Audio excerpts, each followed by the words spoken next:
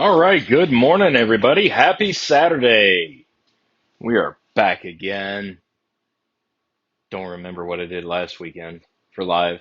Wasn't this? Oh, yeah, that's right. I did the Schlage NDE lever. Cool. All right, let's see who all is here in the chat. Been chatting a little bit, so I kind of know Dana Reed, of course. She is always here, except when she's kayaking.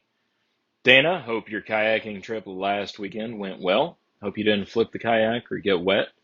If you did, I hope it was fun. Rune International, good morning. G Keyman 565, hello to you again, sir. HKS Systems Lock and Safe, Jeff, good morning to you. Who else do we have here? We've got Dave Addion, good morning. Nate Godden, Robert Patton, Miko Wolf, good morning.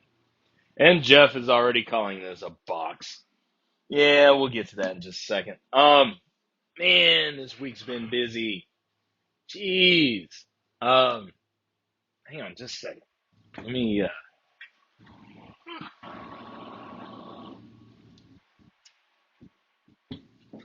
sorry, had to crank up the AC.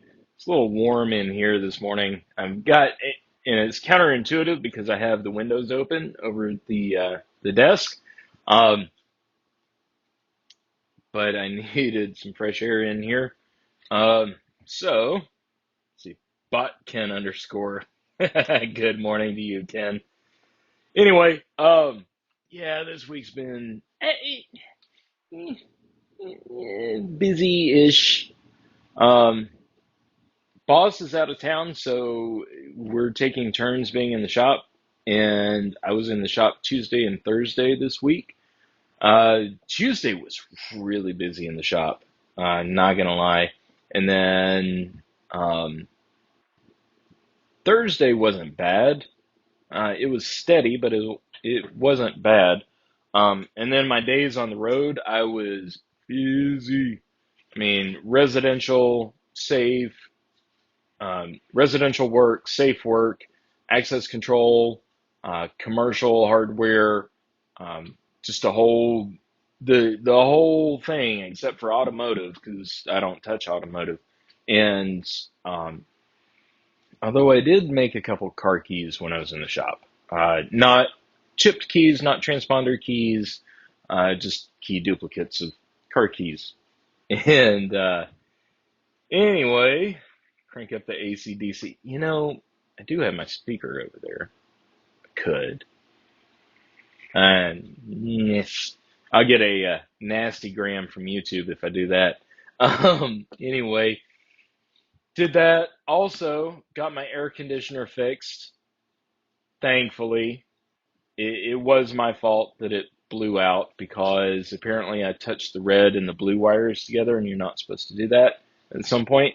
Um, I did have the power disconnected when I first tried to install my thermostat, and um, I think it was during my attempt to choose the appropriate wiring configuration. So I had to hire a professional to come out. He was awesome, great, very, very professional, and got my new thermostat wired in correctly and also replaced the fuse that I blew. Very fair pricing for the industry, I think, and it was just a great guy anyway. Um, so I've got air conditioning in the house again. I still can't get the daggone thing to connect to the Wi-Fi though. It fails through registration, and if I do it straight to Wi-Fi, if I try to do it through Apple HomeKit, it tells me that it's already added, even though I've hard reset it a couple times. Um, but anyway, let's see here. Kurt O. Lock and Key. Yes, you did almost make it on time, but you're close enough, so we'll count you in. You're less than 5 minutes after. Rune, no, I did not do. I don't do Honda keys. I don't know how. I mean, okay, I could figure it out because I've watched it done, and I've done it under the tutelage and supervision of others a couple times before. That's just it, just a couple times, and I have no clue how to program, like transponder programming. And yeah, nope, not me. Zoe the Cat 1, good morning to you. Or good day. I'm not sure where you're located. I think you told me where you're located one time before, but I forget. Um, Forgot what I had for breakfast this morning. Anyway, my internet connection out here sucks today because I keep buffering on my little preview window that's over here, but the chat keeps updating, so I'm thinking that's just it. I don't know. My computer's been weird like the past 2 days. I've been editing podcast episodes, so there will be a new podcast episode. When is what is the newest podcast episode?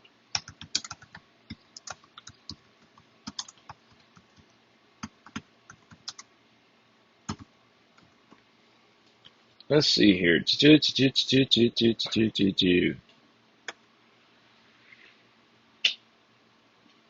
Um.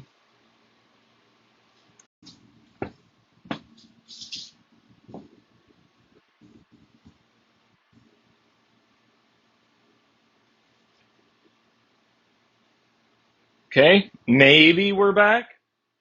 It's still buffering over here, but I turned off the Wi-Fi on my phone, so hopefully, hopefully this works. This is the solution. Um, let's see here. Buffering often. No auto. Don't go to the dark side. Yeah, yeah. I don't want to do that. Automotive locksmithing holds zero interest to me. I mean, honestly, it does. Like the only thing I want to know about automotive is if my jiggler key will work to get into some domestic models or not. Um, let's see. Ken underscore the cats are all around. They're being kind of active, but they don't like they're not wanting to be on camera today. So a couple of them are being active, and the others are just being languid, like cats are. Languid. I love that word. See, if you have a dual router, it can give you problems trying to pair items between the 2.4 and 5. Yeah, Rune, I think that's what it is because I connect to my extension router, and I think I told it to go seamless between the 2.5 and 5 gig, or 2.4 and 5 gig bands. So I definitely need to change that. Because really the only time that I use that router is when I'm out here. So the 2.4 gives me more range but less bandwidth. The 5 gig gives me more bandwidth but less range. Shittier, worse connectivity. Sorry. Let's see. So you're outside of Chicago? Okay, cool. Uh, Bill Bacardi is up that way. And if y'all didn't see it, Bill Bacardi just uploaded a video. He did a drawing for Murloc, I believe. Um, and I helped walk him through that last weekend. And it was so easy for him compared to the last time that he uploaded a video. I think maybe, just maybe, he might start uploading videos again. He's been really, really busy. He and I talk like with text or talk on the phone somewhat regularly. And anyway, he does stay really, really busy. Let's see. I like coffee with my buffering. Cats help with the Wi-Fi signal. Yeah, sometimes they can. Yeah, Well, we're in from like where I'm standing, that's the back wall of the shop. So the house is that way, and the Wi-Fi router is like 5 degrees off, and it's sitting behind a window. And the AC is over there. So yeah, probably. Um, what it boils down to is I need to run network cable from my main router out to here and then plug in the secondary router out here so that way I've got a stronger Wi-Fi signal.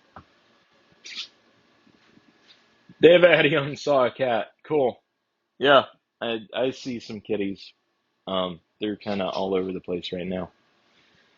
Anywho, so this week, um, what did I do? Oh, yesterday for the first time, I programmed Kaba ePlex 5700 and 3700 series locks. Um, those locks, you pretty much have to program access codes using enterprise software, the Kaba enterprise software, which is not the free version, unfortunately. But we did have a license years and years ago. These locks were installed by the company I worked for about 6 years ago, and they maintained it. They had a computer with all of the programming stuff and whatnot. And um, anyway, they're going through some changes. It's a commercial facility, and so they needed everything updated. And uh, it took me a while. And basically, I had to factory reset all of the locks. Well, there were three. I had to factory reset them, and then I also had to then program in all the new user codes. Unfortunately, a lot of the users have prox cards, um, but that won't be quite such an issue in the coming weeks and months. Unfortunately for them, I think you can kind of infer what I'm implying there. Uh, but um, it was actually a pretty cool learning experience to learn how to use the software to add doors to groups, users to access groups, schedules, all that good stuff together and get it all updated. I still don't like it as much as I do the Engage uh, platform. Engage makes it so much easier. And then also with the Kaba, if you remember my April Fool's video where I showed my dongle, I actually did use my dongle on those. Um, and I may do a video on that, live on that. I'll have to bring my work laptop in that has the software, and then set up one of these eplexes. Which, if you're not really familiar with it, this is what some of them look like. The 5700 series has a big like reader right here. It's kind of ugly actually. Um, and that one has the Kaba keyway, which is an absolute pain to try to pick. Tried to pick it on live.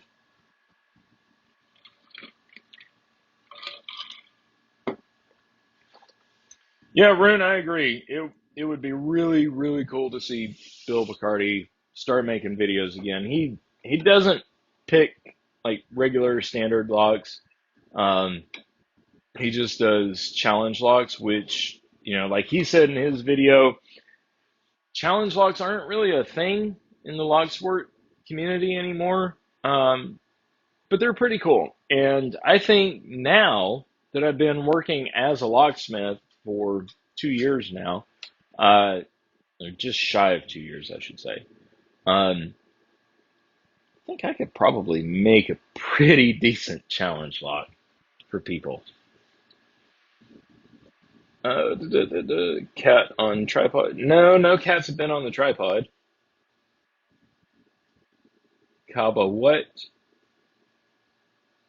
Um, Jeff, it was the ones that I did for the job were the Kaba 5700 and 3700.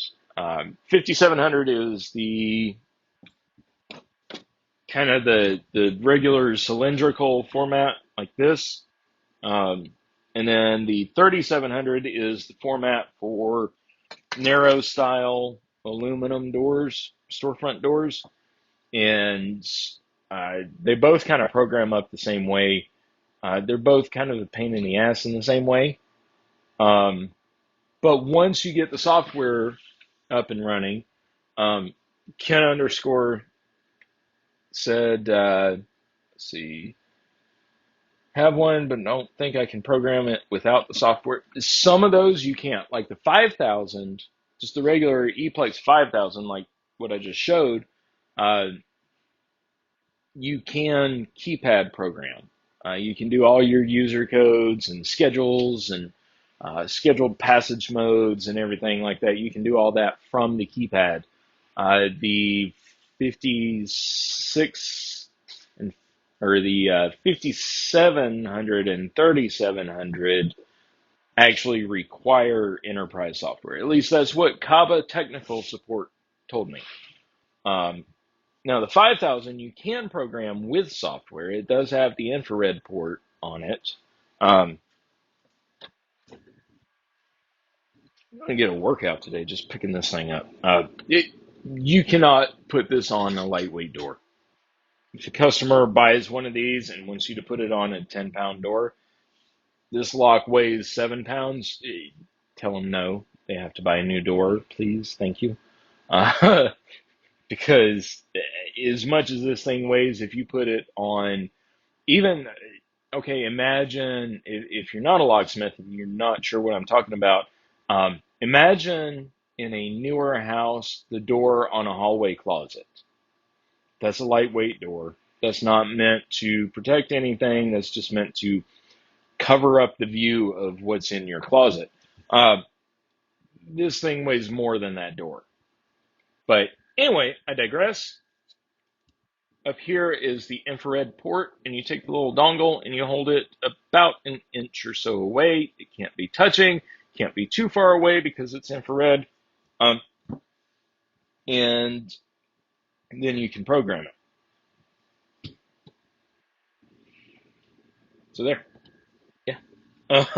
Anyway, let's see here. Image was just shaking. Okay. My challenge log's pre-made wholesale. Yeah, Rune, y'all do have some challenging lots. Now, now get this crap. Yesterday I had a call for an apartment complex that we do a master key system for. They're on Quickset, KW1, master keyed. I know. We've tried. They don't want to, so we just maintain it.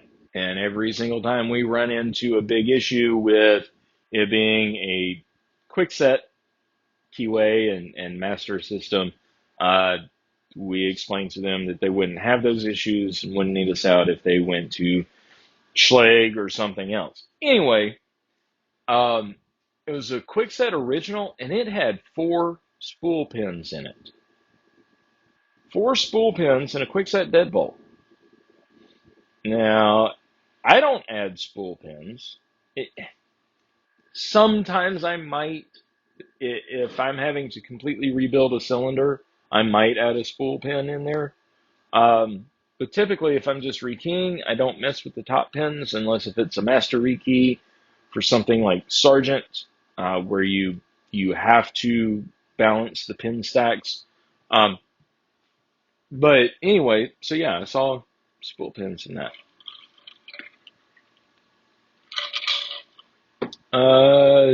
Jeff, the keyway on this one is that Kaba keyway. I don't know how well you can see that, but it's the the factory Kaba keyway. It comes with the little Kaba key.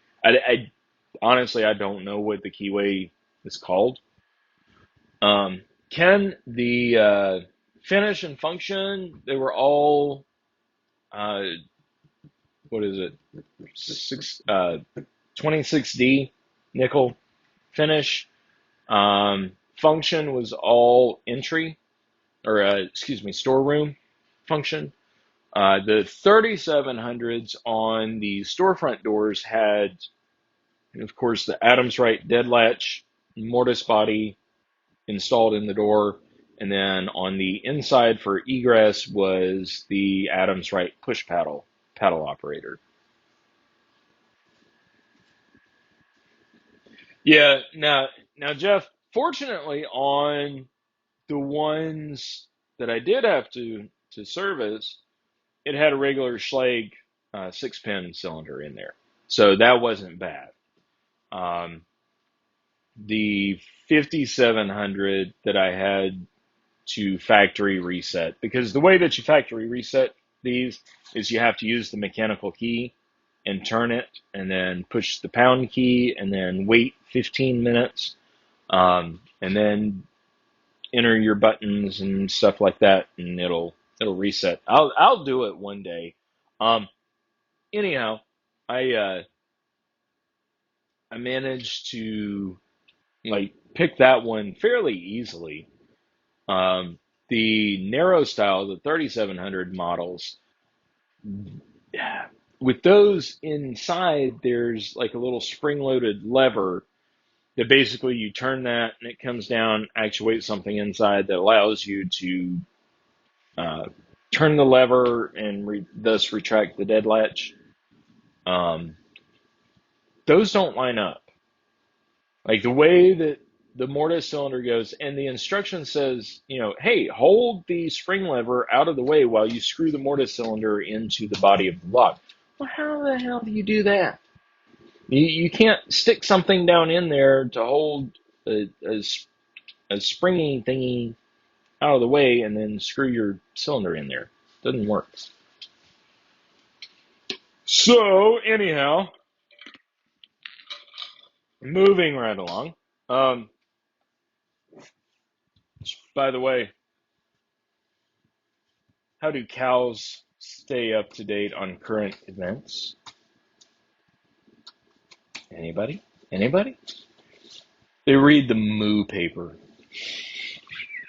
Sorry. Heard that one the other day. Couldn't resist.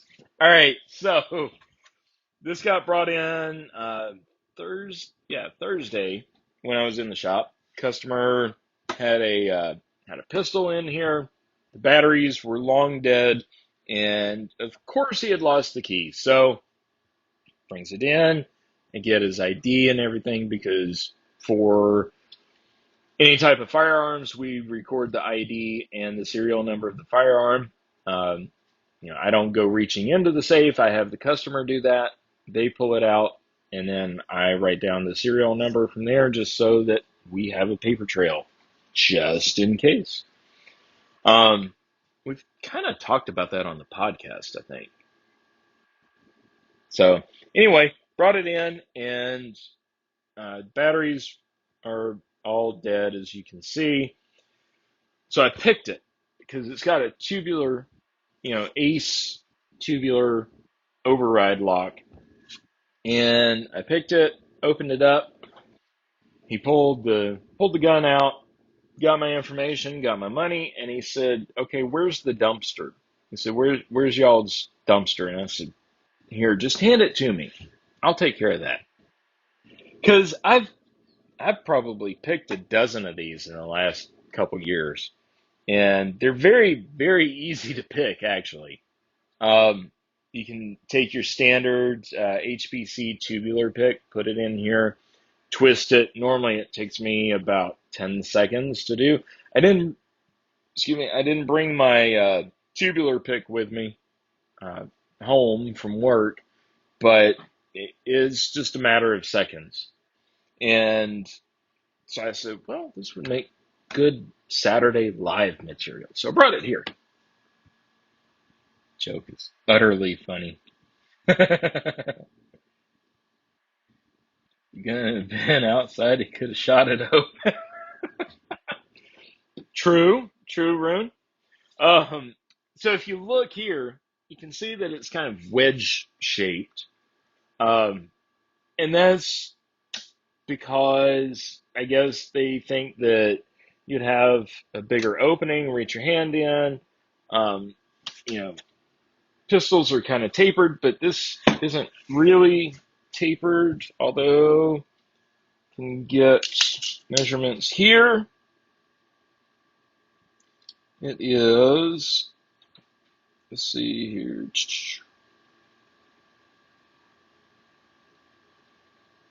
It is 8 3/16 of an inch wide on this end, and same width on this end, 8 3/16, which for Rune that is 20 centimeters and 8 millimeters. I think I did that right. Yep, they're cats.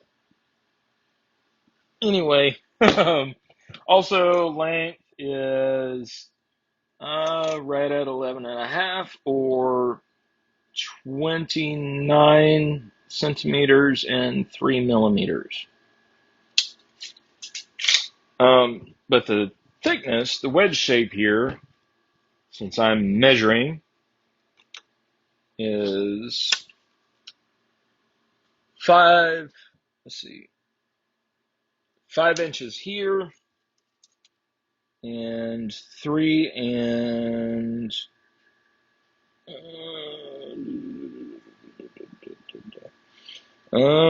3.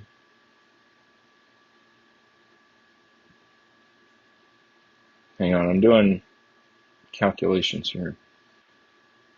3 and 5/8 on this end, or 9.1 centimeters. There we go.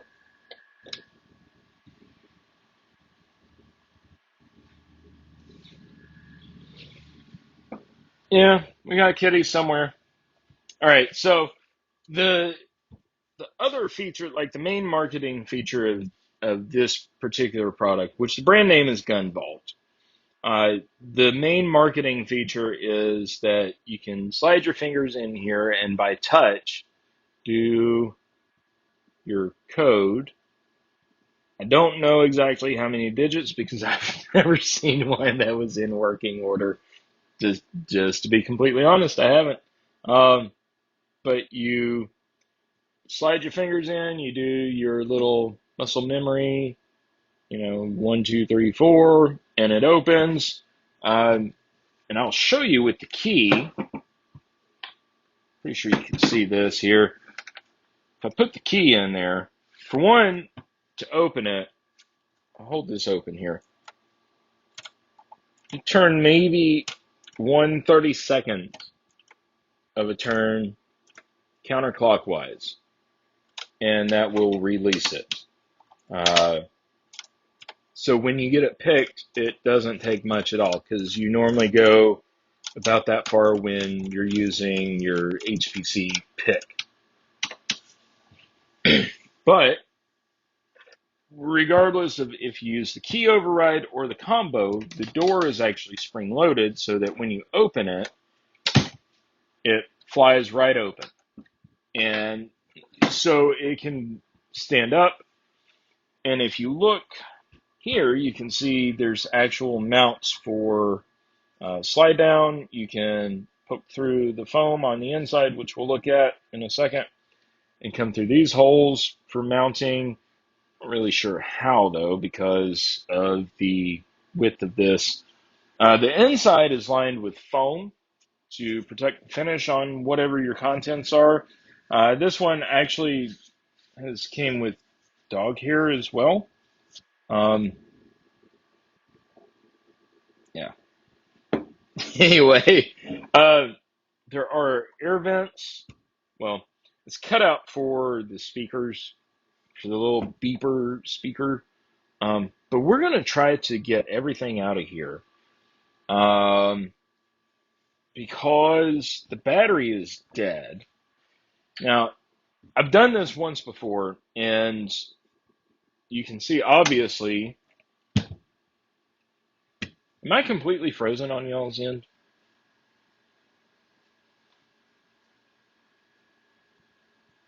Sorry.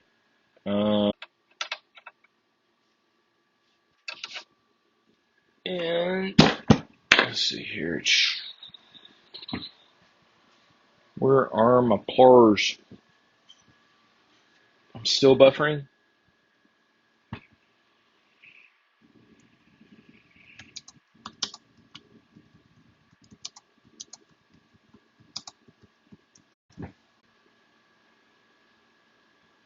Maybe. Still showing buffering on my little screen right here. But I restarted the video on my phone for the camera.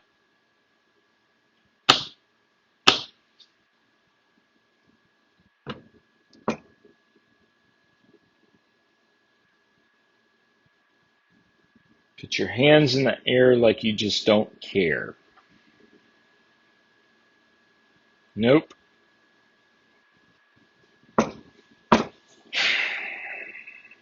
This sucks, y'all. Because I am connected to, well, the computer is connected to one network.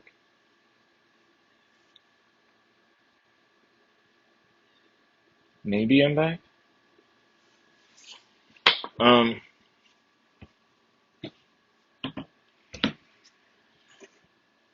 so I'm sort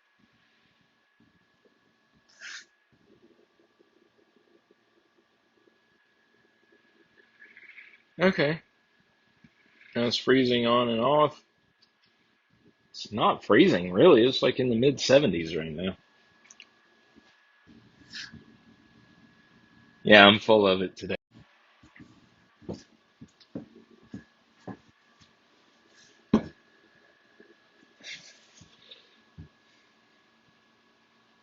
The heavy steel in the safe is blocking all the Wi-Fi signals. Okay, smart.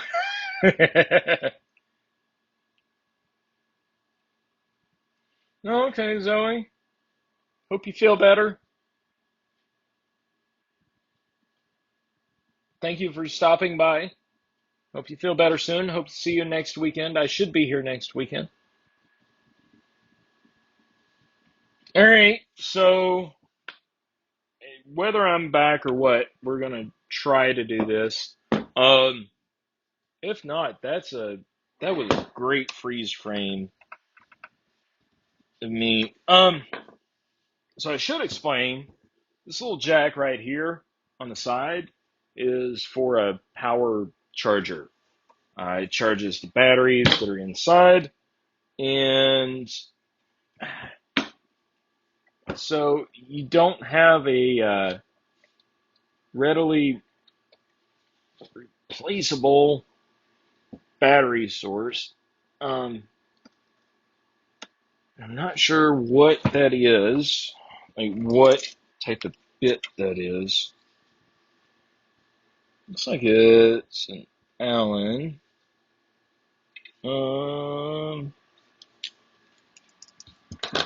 Let's see, do I have any Allens over here?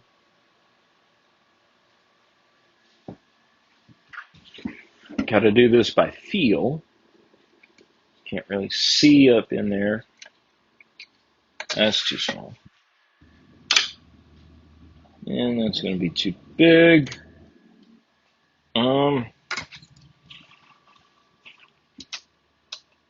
That's too long. Jeez. They really, really don't want you to be able to do anything to this damn thing. So, yeah, long story short is this is a box that is a locksmith's dream. Because if you don't keep it plugged up to keep the batteries charged, because the batteries are rechargeable, if you don't keep it charged, then the batteries will go dead. inevitably you will lose the key to it. And in your moment of need, nothing will go beep in the night. So don't buy it. Don't. Be a responsible gun owner. Store your firearms appropriately for your situation. Uh, Me, for instance, I live by myself. I don't have anybody visit who has children. If I did, I do have a lockbox that I can store them in. Um, I don't, just because I'm one of those guys. Anyway, so um,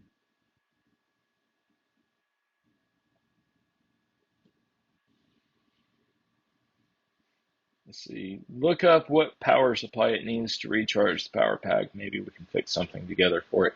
Yeah, Rune, I'm thinking I might do that. I'll just keep this as an ongoing experiment. Um, I did the key. I think I said this already, but when you pick these, you actually impression the key and then you use the little gauge to read it. So yeah, that's how I cut the key. Um, in case you're wondering what machine I use to we have at the shop to cut these keys on, is the Silka T10 machine with the crown jaw, or the Silka crown machine with the T10 jaw. I'm not sure which order, but it's Silka, and it's stupidly easy to use. And I love using it because it does code and duplication all in one.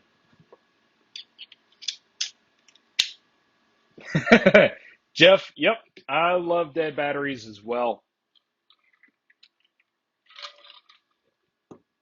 The fact he could bring it into the shop shows it was not mounted correctly. It wasn't mounted at all.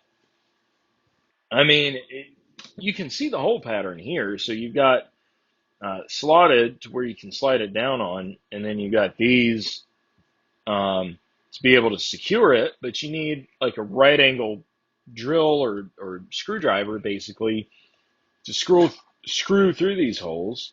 It does have, you know, I guess what is that arc welding around here to keep the bottom plate on. Um, I mean, the gauge of the steel itself, and it is steel. Um, I don't have an extra magnet. I mean, the gauge of the steel itself isn't shabby. Like, it's not thin like an Amazon container. Not super thin anyway. Um, but, see, I'd say, I don't know my steel gauges, but it's definitely not Amazon container or master lock container thickness. It's actually is thicker. So I'm guessing that along with the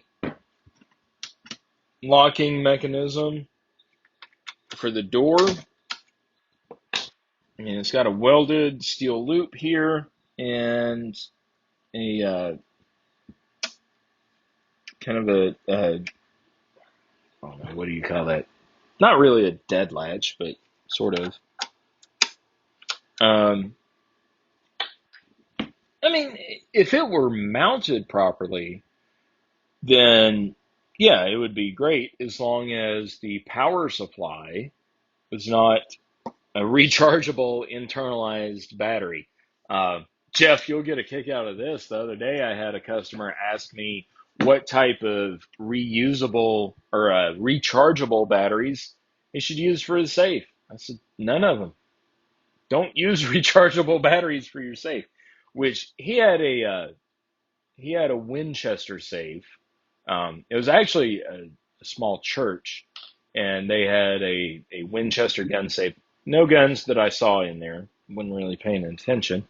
Uh, but anyway, they just had documents and some money and other stuff in there. But the keypad had gone bad on them twice. Or this was the second replacement keypad that the company had sent them, and it was totally import type locking system. It was not a standard swing bolt or deadbolt uh, safe lock that we would see with reputable safes.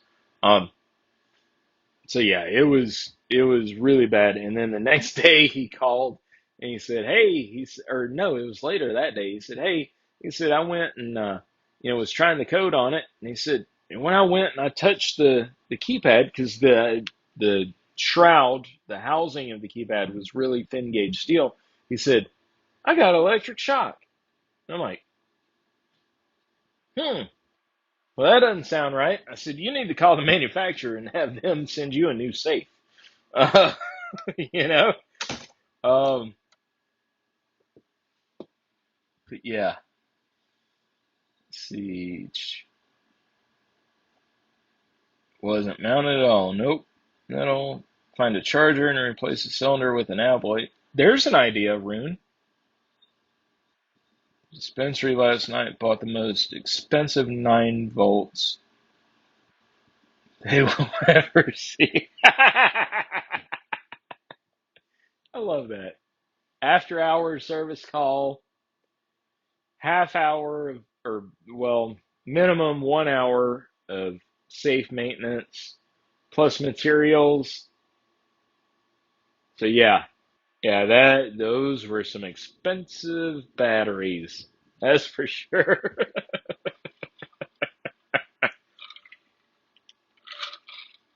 I actually had a different church, and they have several little houses around the church that they use for various functions.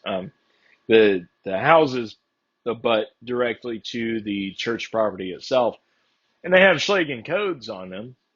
And I've installed all of the encodes, and the first one that I installed for them was about a year and a half ago, and and I remember it because it was one of the first jobs I did on my own.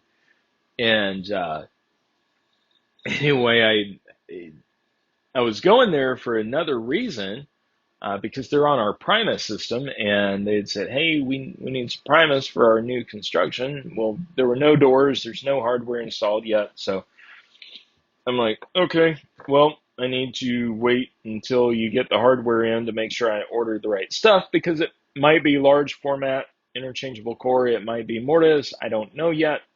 Eh, The the hardware schedule says it'll be full size interchangeable core Schlage, um, but it might wind up Mortis. We never know. So anyway, I go over there and he's like, "Well, yeah, I don't really have anything to give you for that. But while you're here, that keypad lock on the other house over here, it's not really working. I have to use the key to unlock it." I said, "Okay." I said, "When was the last time that you changed the batteries in it?" He said, "There are batteries in it?" So I went and I changed the batteries for that one and the other two, and they all work perfectly fine now. So yeah, and because that church is literally a 30-second drive from our shop, I was nice. I didn't charge them because they're going to be buying like a metric crap ton of Primus cylinders and keys from me very soon. So I threw them a bone. Retail price on a Primus cylinder is, depending on the format, is going to be between 95 and $140. That's what the customer is going to be paying. And we don't get that much markup from it either. So yeah, they're expensive. Keys are like $14 a piece, I think. So yeah. Let me sell you 5 cylinders and 5 keys on Primus. Anyway. All right. I don't know if I'm still frozen or not, but y'all, I appreciate it coming out. I'm going to go ahead and wind it up because I can't really do anything else with this.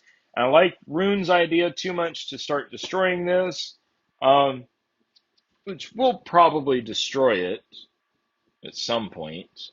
Um, but until then, I'm just going to keep the key with it.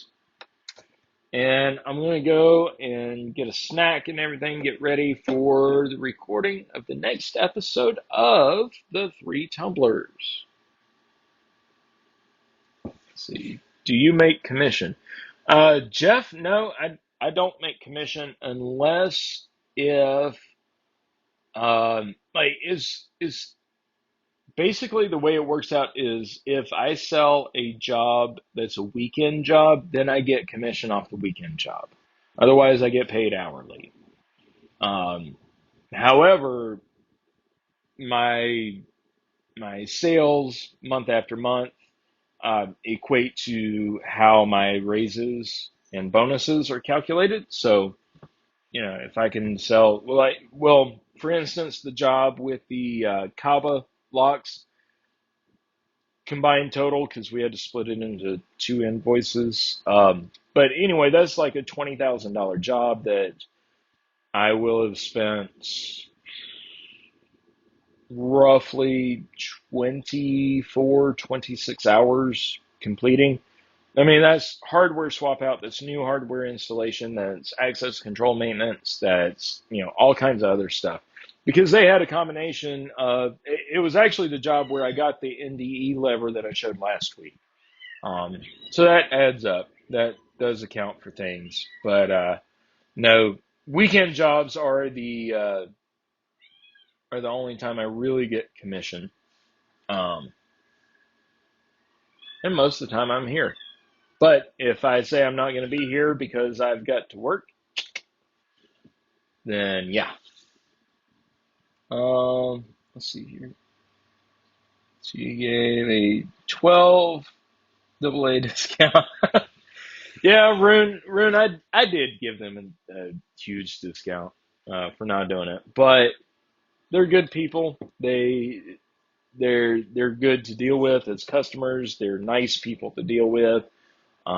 It's a very nice church, and I like doing work for them. So yeah, I don't mind that, especially because I know that they've got six no 72 doors that they want to put on Primus before the end of the year. Yep, that'll look good on me. Anyway, and the funny thing is, I'm the only one in the shop who pins Primus. My boss bought into it, um, and he had a customer who only wanted the Primus keys, not wanting to buy the cylinders, and so he sold like a handful of keys to that customer, but we were bought into it. We've got it in Primus CP, which is Schlage C Primus keyway. And then we also have it in the Everest 29 keyway, which is uh, basically the Everest keys that I've shown before with the Primus sidebar, which that's what I'm going to upgrade my house to next time. Um, But anyway, yeah, he never pinned a, Primus under, or maybe he did. No, he never did because I showed him how to do it after I figured it out on my own because I bricked like two of those $100 cylinders. So anyway, anyway, um, trying to think of if there was anything else to cover. I don't think so. Um, Not next weekend, but the weekend of the Saturday, the 24th. Mark your calendars. You will have a vacation from me. I will not be live on the 24th. I will be traveling back from a trade show, the Southern Lock Trade Show in Tampa, Florida. I will be coming back that day. Hopefully, I will have some video from that show. I'm taking a lot of really good, really interesting. Well, I hope they will be really good classes. I really do. Um, don't know for sure until you actually take them, but should be fine. Florida, I like Florida. I've got family from there. My grandmother, God rest her soul, she lived there, not in Tampa, but nearby. I've always enjoyed the weather, not always enjoyed the bugs, but I like going there. And I don't have to drive this time. I get to fly. So it's awesome. Primus blank. Yeah, yeah, Rune they do. Um, it comes with the pre-cut sidebar um, thingies, side cuts. Um, I think we're actually going to do an episode of the podcast where we talk about Primus, but we actually have a guest in mind for that episode, so is trying to coordinate making that happen. But anyway, alrighty, y'all. I'm going to sign off of here. Appreciate y'all watching. Hope y'all have a great rest of your weekend. I will not be at Jason's Live today, even though I really wanted to be, because we're recording, like I said, recording an episode. Noon on Saturday seems to be the best time for us.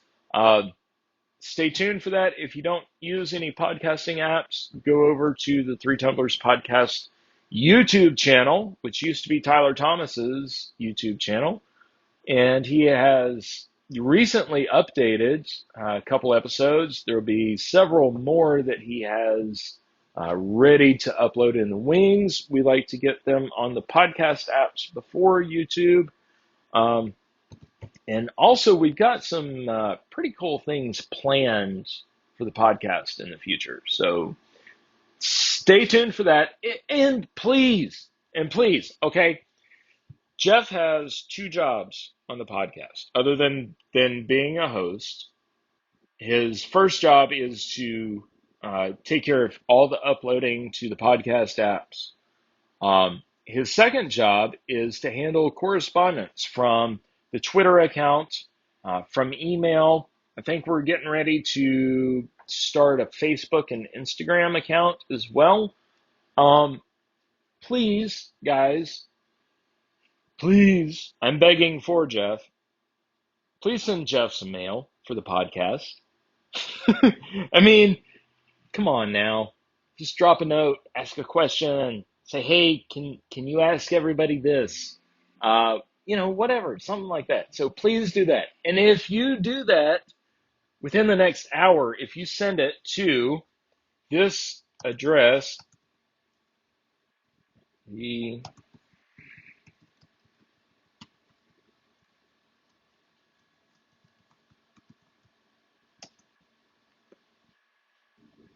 okay, I just put in the chat the email address.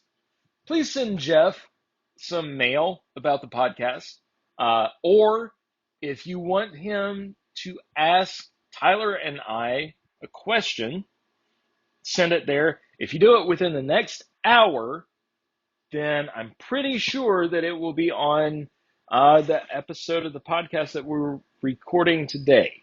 I'll make sure he checks it. So anyway, y'all, appreciate y'all watching here.